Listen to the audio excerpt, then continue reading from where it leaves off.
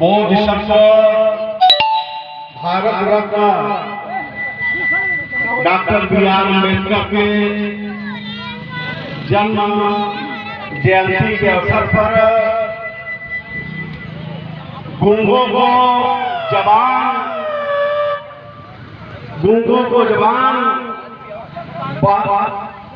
अंधों को आंख और बहरों को कान, भारत को संविधान देने वाले बोधिसत्व डॉक्टर बी.आर. अम्बेडकर के चरणों में श्रद्धा का सुमन अर्पित करते हुए आज इस जन्म जयंती के अवसर पर आयोजित इस कार्यक्रम में मुख्य अतिथि के रूप में राजापुर ग्राम पंचायत के प्रधान प्रतिनिधि श्रीमान राजीव कुमार सिंह जी, ग्राम पंचायत राजापुर के पूर्व प्रधान श्याम बिहारी मौर्य जी, बहुत ही सामाजिक कार्यकर्ता, हमेशा सामाजिक कार्यों में रुचि लेती हैं ऐसे डॉक्टर रामकली मौर्य जी, डॉक्टर रामकली जी, यहाँ पर उपस्थित रामराज मौर्य जी, शिवदास जी, बब्बर और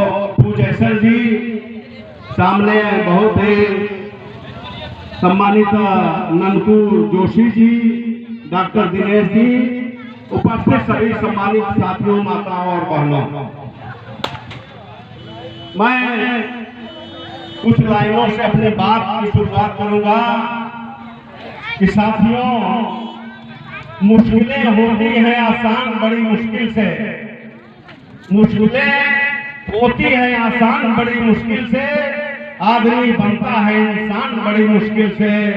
बुद्ध और अम्बेडकर के राह पर चलना कोई आसान खेल नहीं, क्योंकि सत्य की होती है पहचान बड़ी मुश्किल से।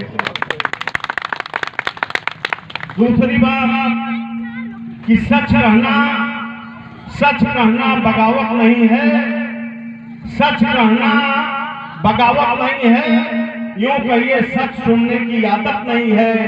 शांत के समंदर में मारा है पत्थर, तो लहरों का उठना शरारत नहीं है। निश्चित रूप से आज हम सब ऐसे महापुरुष की जयंती मनाने के लिए यहाँ इकट्ठे हुए हैं। सम्मानित साथियों, उस महापुरुष के बारे में यदि चर्चा की जाए तो कम से कम 4 घंटे का समय चाहिए। विस्तार से यदि चर्चा की जाए तो 4 घंटे का समय चाहिए। Doctor B R. अम्बेडकर के पूरा जीवन परिचय और उनके संघर्षों की चर्चा की जाए तो, लेकिन मैं संक्षेप में उनके इस जन्म जयंती के अवसर पर अपनी बात जरूर रखूंगा। सम्मानित साथियों, डॉक्टर बी.आर. अम्बेडकर इस भारत भूमि पर ऐसे महापुरुष के रूप में अवतरित हुए, ऐसे महापुरुष के रूप में पैदा हुए कि सदियों में, सैकड़ों साल में कोई एकाध महापुरुष ऐसा पैदा होता है। सम्मानित साथियों, किसी भी व्यक्ति की जयंती अपने आजकल जन्मदिन तो अपने बेटे सबका मनाया जा रहा है, लेकिन किसी व्यक्ति की जयंती जब पूरे देश में और देश के बाहर भी अंतर्राष्ट्रीय स्तर पर मनाया जाता हो तो निश्चित रूप से वह कोई महापुरुष होता है। कोई महापुरुष होता है, तभी उसकी जयंती पूरे देश और देश के बाहर भी मनाई जाती है। और महापुरुष वह होता है जो महान काम करता है। महान काम क्या होता है? महान काम वह होता है कि विपरीत परिस्थितियों में किया गया काम महान काम कहलाता है। विपरीत परिस्थितियों में किया गया काम महान काम कहलाता है। मैं कई बार बताया हूं कि महान काम क्या होता है। मान लीजिए 2 लड़के आईएएस की परीक्षा देते हैं। देश की जो सबसे बड़ी परीक्षा है, 2 लड़के आईएएस की परीक्षा देते और दोनों लड़के आईएएस की परीक्षा पास कर लेते हैं। उसमें से एक लड़का आईएएस अधिकारी का लड़का है और दूसरा लड़का है वह गरीब किसान मजदूर का बेटा है। दोनों परीक्षाएं आईएएस की पास करते हैं। परीक्षाएं एक है, लेकिन महान काम कौन करता है? महान काम वह गरीब मजदूर किसान का बेटा किया, क्योंकि परिस्थितियां उसके अनुकूल नहीं थी। वह विपरीत परिस्थितियों में आईएएस की परीक्षा पास किया। आईएएस के अधिकारी का बेटा तो परिस्थितियां उसके अनुकूल थी, वह परीक्षा पास कर ही लेगा, लेकिन गरीब किसान मजदूर का बेटा यदि आईएएस का एग्जाम पास करता है तो वह महान काम कहलाता है। ठीक उसी प्रकार डॉक्टर बी.आर. अम्बेडकर ने जो देश में काम किया है, परिस्थितियां बिल्कुल उनके विपरीत थी, परिस्थितियां उनके अनुकूल नहीं थी, लेकिन उन्होंने अपने संघर्षों के बल पर इस देश को बहुत कुछ दिया है। सम्मानित साथियों, निश्चित रूप से आप सबको पता है कि डॉक्टर भीमराव अम्बेडकर का जन्म सन 1891 14 अप्रैल 1891 में इंदौर, मध्य प्रदेश में इंदौर है। इंदौर के पास एक महू गांव है, वहां पैदा होते हैं डॉक्टर बी.आर. अम्बेडकर। वैसे भी मध्य प्रदेश और इंदौर बहुत ही पिछड़ा प्रदेश था, जंगल पहाड़। आज भी मध्य प्रदेश की भौगोलिक परिस्थिति और सामाजिक परिस्थितियों का आज भी मध्य प्रदेश में अध्ययन करेंगे तो अभी 16वीं शताब्दी की कल्चर आपको देखने मिलेगा। सामंतशाही और सामंतवादी विचारधारा आज भी आप मध्य प्रदेश के इलाके में चले जाएं तो आपको देखने को आज भी मिलेगी। सोचिए, कल्पना करिए 1891 में उस इंदौर और मध्य प्रदेश की स्थिति क्या रही होगी। उस मध्य प्रदेश के इंदौर के पास जब डॉक्टर बी.आर. अम्बेडकर का जन्म होता है तो उस समय दलितों, पिछड़ों, शूद्रों की जो हालत थी वह आप लोगों ने इतिहास के किताबों में पढ़ा होगा। हालांकि इतिहास में वह बात नहीं बताई गई होगी, लेकिन सोशल मीडिया के माध्यम से आप सब साथियों जानते होंगे कि शूद्रों को दिन में सुबह और शाम निकलने का अधिकार, घर से बाहर निकलने का अधिकार नहीं था। दोपहर में, ठीक दोपहर में जब उनकी परछाई कहीं न जाए, सीधी छाई खड़ी रहे, तब वो घर से बाहर निकलने का काम किया करते थे। सुबह शाम यदि बहुत आवश्यकता पड़ जाए, बहुत इमरजेंसी हो तो लकड़ी बजाते हुए घर से बाहर निकलना पड़ता था कि जिससे गांव के और लोग जान जाए कि कोई शूद्र घर से बाहर निकल करके आ रहा है। सम्मानित साथियों, जमीन पर थूक न सके, इसलिए उनके गले में हाड़ी बांधी जाती थी। उसको थूकना होता था तो हाड़ी में थूके और पैर के निशान जमीन पर जाए तो उनके कमर में झाड़ू बांध दी जाती थी। जब उनका पैर का निशान जो पड़े, पीछे से झाड़ू उसको मिटाता रहे, नहीं किसी सवर्ण का पैर उस शूद्र के पैर के निशान पर न पड़ जाए, वह अशुद्ध हो जाता था। सम्मानित साथियों, उन परिस्थितियों में डॉक्टर बी.आर. अम्बेडकर इस धरती पर पैदा होते हैं। आप कल्पना करिए कि जब इस स्थिति में उस समय समाज रहा करता था तो निश्चित रूप से स्कूल जाने का अधिकार शूद्रों को नहीं था, स्कूल जाने का अधिकार नहीं था। और डॉक्टर बी.आर. अम्बेडकर दुनिया के 6 विद्वानों में एक विद्वान हुए। दुनिया के 6 विद्वानों में, भारत ही नहीं दुनिया के 6 विद्वानों में एक विद्वान डॉक्टर बी.आर. अम्बेडकर हुए थे। उस परिस्थिति में जब शूद्रों को स्कूल जाने का अधिकार नहीं था, डॉक्टर बी.आर. अम्बेडकर के पास उस समय जितनी डिग्री थी, भारत के किसी भी व्यक्ति के पास उतनी डिग्री नहीं थी। उन्हें 32 भाषाओं का ज्ञान था। Doctor B R. अम्बेडकर को 32 भाषा का ज्ञान था। 4 विषयों से पीएचडी थे, 4 विषय से पीएचडी थे डॉक्टर बी.आर. अम्बेडकर। आप कल्पना करिए कि किन परिस्थितियों से गुजरे रहे होंगे।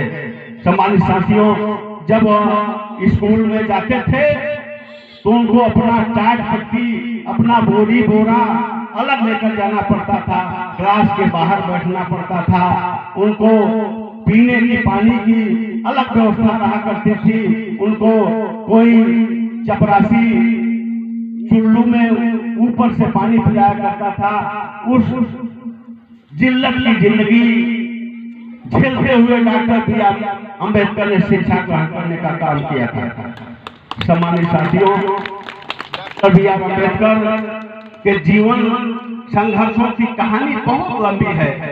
Doctor B.R. अम्बेडकर के पास पैसा नहीं था, जो मैं बता रहा हूँ कि 4 विषयों में PhD, 32 भाषाओं का ज्ञान और London economics college of London से पढ़ाई करते हैं, कोलंबिया विश्वविद्यालय से पढ़ाई करते हैं, तो उनके पास पैसा कहाँ से आया होगा आप कल्पना करिए। उस समय धन्य है कोल्हापुर के राजा, कोल्हापुर के नरेश छत्रपति साहू जी महाराज, जो कुर्मी राजा थे। साहू जी महाराज थे, लोग सोचते थे साहू जी उनका नाम था, कुर्मी राजा थे छत्रपति साहू जी महाराज। उन्होंने डॉक्टर B.R. अम्बेडकर को छात्रवृत्ति प्रदान करने का काम किया और कहा कि डॉक्टर B.R. अम्बेडकर आप पढ़ाई करो, आपके पढ़ाई का खर्चा मैं वहन करूंगा। लेकिन एक शर्त है, डॉक्टर अम्बेडकर तुम पढ़ाई करके जब आओगे तो नौकरी नहीं करोगे, देश के लिए और समाज के लिए काम करोगे, मैं तुम्हारे पढ़ाई का खर्च दूंगा। छत्रपति साहू जी महाराज ने उनके पढ़ाई का खर्च उठाने का बीड़ा लिया। छत्रपति साहू जी महाराज बीच में ही नहीं रह जाते और डॉक्टर अम्बेडकर को और भी आगे पढ़ना था, विदेश में पढ़ाई करनी थी। बड़ौदा राजा गायकवाड़ जी, बड़ौदा नरेश ने से डॉक्टर B.R. अम्बेडकर मिले। उन्होंने कहा, निवेदन किया कि राजा साहब हमको विदेश में पढ़ना है, हमारी अर्जी स्वीकार करिए, हमको छात्रवृत्ति प्रदान कर दीजिए। उन्होंने कहा कि ठीक है, आप जाकर के विदेश लंदन जाकर पढ़िए, मैं पढ़ाई का खर्च उठाऊंगा, लेकिन शर्त है कि जब पढ़कर आओगे तो मेरे यहाँ नौकरी करनी पड़ेगी। उन्होंने पढ़ाई के लिए उस बात को स्वीकार किया और लंदन से पढ़ाई जब उनकी पूरी हो गई तो लौट करके बड़ौदा नरेश के यहाँ उन्होंने नौकरी ज्वाइन किया। अपने वादा के अनुसार, अपने शर्त के अनुसार बड़ौदा नरेश यहाँ आकर के नौकरी ज्वाइन करते हैं। Doctor B.R. अम्बेडकर उनको सैन्य सचिव के पद पर रखा जाता है। बहुत ही महत्वपूर्ण पद था, सैन्य सचिव के पद पर रखा जाता और बड़ौदा नरेश उस समय बहुत बिजी थे, उनको विदेश जाना था। नौकरी ज्वाइन करने के बाद उन्होंने अपने मंत्री से कहा कि डॉक्टर B.R. अम्बेडकर के आवास की व्यवस्था कर देना, यह सैन्य सचिव के पद पर कार्यरत है, इनके लिए आवास की व्यवस्था कर देना। और कहकर के वो विदेश चले गए, कई महीने के लिए उनको विदेश जाना था। उनके मंत्री ने डॉक्टर B.R. अम्बेडकर को आवास की व्यवस्था नहीं किया। उस समय सामाजिक विषमता इतनी थी, जाति पात का इतना भेदभाव था कि डॉक्टर अम्बेडकर को बड़ौदा राज्य में आवास की व्यवस्था नहीं हो पाई। उनका जो चपरासी था, चतुर्थ श्रेणी का कर्मचारी, उनके नीचे चतुर्थ श्रेणी का कर्मचारी जब उनको पानी देता था तो गिलास दूर से रख देता था, उनको छूता नहीं था। फाइल उनके सामने जब आती थी तो मेज पर फेंक दी जाती थी, फाइल उनके हाथ में नहीं दी जाती थी। ऐसी जिल्लत भरे अपमान को सह करके बड़ौदा नरेश के यहाँ सैन्य सचिव का काम करते रहे और उनके आवास की व्यवस्था चूंकि नहीं हो पाई थी राज्य के तरफ से, तो उन्होंने बाहर आवाज ढूंढने का काम किया। एक पारसी धर्मशाला, हिंदू धर्मशाला नहीं, एक पारसी धर्मशाला में जाकर के उन्होंने अपनी वहां जात पात पूछा नहीं जाता था, ना तो पूछा गया, ना तो उन्होंने बताया। एक कमरा उन्होंने पारसी धर्मशाला में जाकर ले लिया। 15 दिन मुश्किल से उस धर्मशाला में रहे होंगे। एक दिन जब सुबह सोकर उठते हैं डॉक्टर B.R. अम्बेडकर, तो देखते हैं कि 15-20 लोग लाठी डंडा लेकर के धर्मशाला के बाहर वहां पूछ रहे थे धर्मशाला के मैनेजर से, प्रबंधक से कि डॉक्टर अम्बेडकर यहाँ रहता है, किस कमरे में रहता है। डॉक्टर अम्बेडकर के कान में आवाज आई, वो बहुत घबरा गए। देखे कि सब अस्त्र शस्त्र से लैस होकर के आए हैं। वो किसी ढंग से पीछे से अपना जान बचा करके वहां से भाग गए। उन लोगों ने, प्रबंधक ने बहुत आरजू मिन्नत किया कि क्या बात है, क्यों आप लोग को कहे कि इसको यहाँ से निकालो, अन्यथा हम उसको जान से मार डालेंगे और तुमको भी जो है मार डालेंगे। उसने आरजू मिन्नत करने के बाद 2 घंटे का समय मांगा और 2 घंटे के बाद डॉक्टर अम्बेडकर को बुला करके किसी ढंग से कहा कि डॉक्टर साहब आप जो है कमरा खाली कर दीजिए। डॉक्टर अम्बेडकर का सामान उस प्रबंधक ने कमरे से बाहर फेंकवा दिया।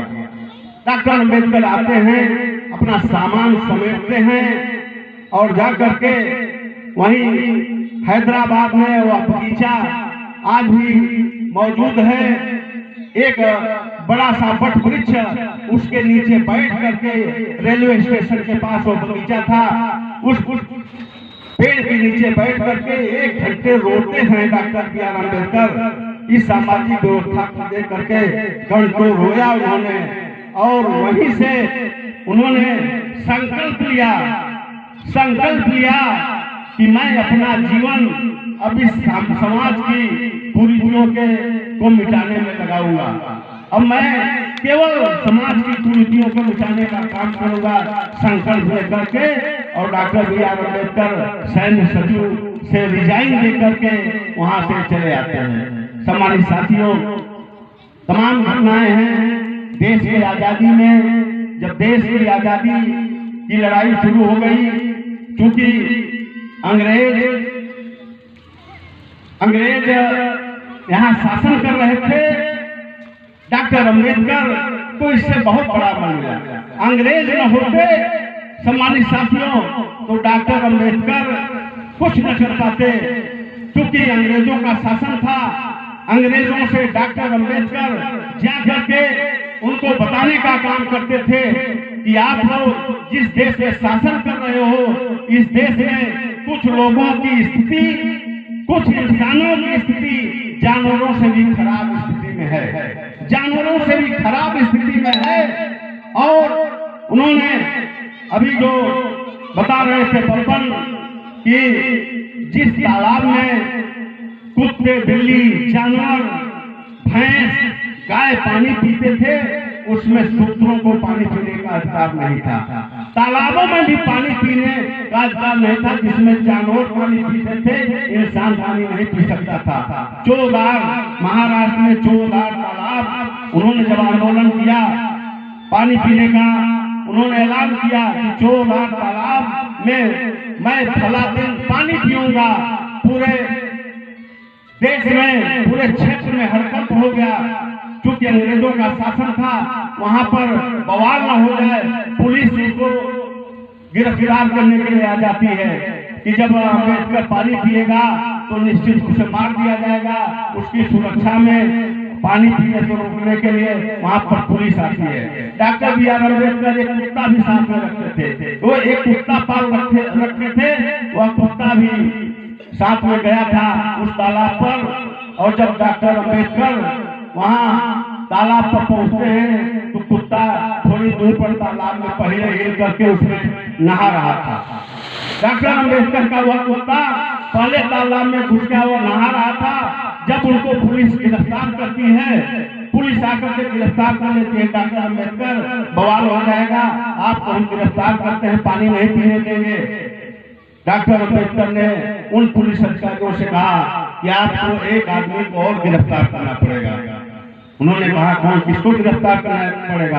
पानी को आप केवल बढ़ रहे थे तो हम आपको गिरफ्तार करेंगे और किसको गिरफ्तार करना पड़ेगा? उन्होंने अपने कुत्ते की ओर इशारा किया कि मैं तो केवल अभी पानी तक पहुंचा भी नहीं था और मेरा कुत्ता वहां पर पानी में हिल करके पानी पी लिया है, इसको भी गिरफ्तार करिए। अंग्रेजों के पास कोई उत्तर नहीं रह गया था। सम्मानित साथियों, समझ गए कि जिस तालाब में कुत्ते बिल्ली पानी पी सकते हैं, उस तालाब में इंसानों को पानी पीने का अधिकार नहीं था। जब डॉक्टर अम्बेडकर अंग्रेजों से इस बात को बताया करते थे कि इस देश में इंसानों की जिंदगी जानवरों से भी खराब स्थिति में जी रहे हैं, तो डॉक्टर अम्बेडकर के कहने से अंग्रेजों के द्वारा इस देश में साइमन कमीशन, सर साइमन के नेतृत्व में एक आयोग यहाँ के सामाजिक गतिविधियों के अध्ययन के लिए आता है। सन 1930 में साइमन कमीशन भारत आता है। डॉक्टर अम्बेडकर के आग्रह पर, डॉक्टर अम्बेडकर के निवेदन पर साइमन कमीशन जब भारत में आता है तो यही कांग्रेस और Nehru and Gandhi Simon commission का विरोध करते हैं। साइमन कमीशन को बेकनारा दिया जाता है और आंदोलन खड़ा कर दिया जाता है, साइमन कमीशन वापस जाओ, साइमन कमीशन वापस जाओ। इसमें आप लोगों ने तमाम लोगों का नाम सुना होगा, बलिदानियों में एक लाला लाजपत राय का भी नाम सुना होगा, किताबों में पढ़ा होगा। लाला लाजपत राय को लाठी उसी में लगती है, साइमन कमीशन के विरोध में वो शहीद हो जाते हैं। सम्मानित साथियों, बहुत आग्रह के बाद साइमन कमीशन अपना काम शुरू किया।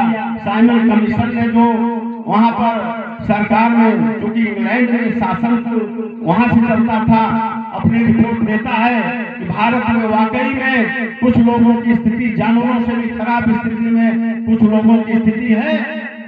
प्रथम गोलमेज कॉन्फ्रेंस, जब प्रथम गोलमेज कॉन्फ्रेंस होता है, राउंड टेबल कॉन्फ्रेंस 1931 में, तो गांधी जी और अम्बेडकर को उसमें जाना पड़ता था, बुलावा हुआ।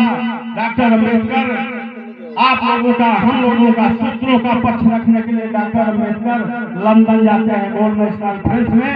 सम्मानित साथियों, बहुत ही हृदय विदारक घटना घटती है। डॉक्टर अम्बेडकर जब